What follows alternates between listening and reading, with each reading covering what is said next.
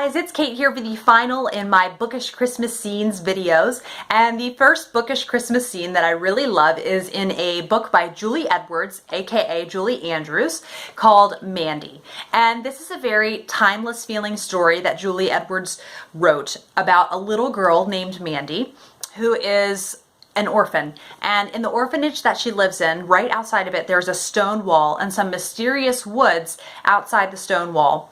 And she one day climbs over the wall and happens upon this decaying old cottage, and she takes care of it and she spruces it up and fixes it up. And then in the course of that, she meets this family. She comes to know this family through certain circumstances from the cottage.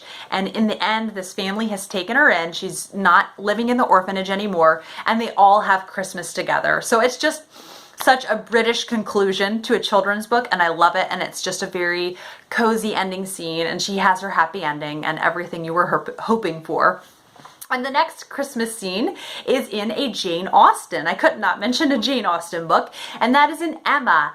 And this is a really fun scene because there are certain dynamics between Emma and other characters that you've started to sense there might have been some miscommunication happening and some false judgments on Emma's parts, that she might be mistaken about certain things. But it all comes to a head at this Christmas party, and so they journey out, and I'll insert pictures from the movie because it's nice to have visuals, because the movie, this 2009 adaptation, does it really well.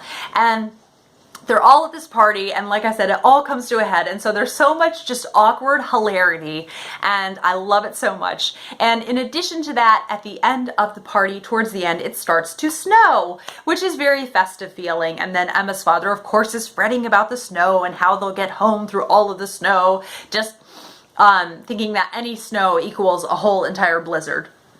And it's a really fun scene and just a nice festive element to add to a wonderful Jane Austen. The next one I wanted to talk about is Coming Home by Rosamund Pilcher. Of course, Rosamund Pilcher is always cozy, and so then several of her books do include Christmas scenes, but the one I like the most so far is Coming Home.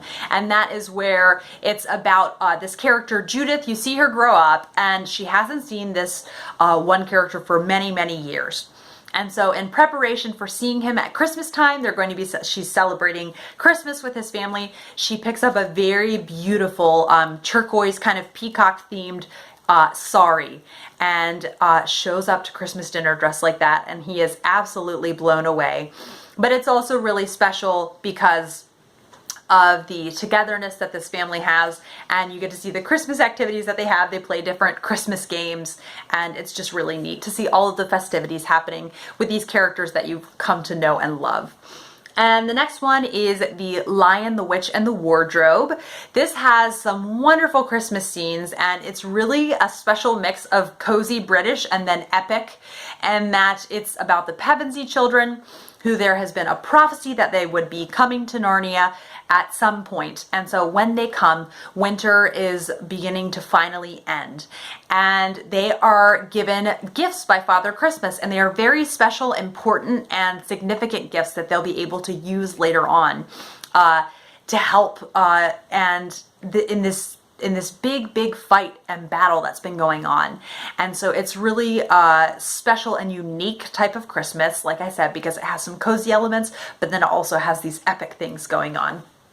And the last one I wanted to talk about was My Father's Glory and My Mother's Castle. And this is a memoir from Marcel Pagnol, and it's about his time spent in a little cottage in Provence in the countryside. And there is a Christmas scene where they talk about eating the, I think it's 7 fish courses. So I knew for sure this was an Italian tradition, but then apparently some of the French also do this. And so on Christmas Eve, they eat 7 courses of fish. And this dinner starts at about 8 p.m. and it goes on until I think around midnight. And it's really, I think, I love to learn about French food culture, and so these children sit there through an hours-long meal because they're enjoying the feasting just as much as the adults are. And the adults are getting definitely very merry from all of the wine that's being consumed with all of the fish. But it's just really special to see such an emphasis put on the people and people enjoying food together. And I think that's one thing to me that makes Christmas really special. So those are all of the Bookish Christmas scenes I wanted to tell you guys about. I hope you enjoyed that. Please let me know if you have some Bookish Christmas scenes you think I should check out to feel even more festive and in the holiday mood. And I will see you guys for another video soon. Bye.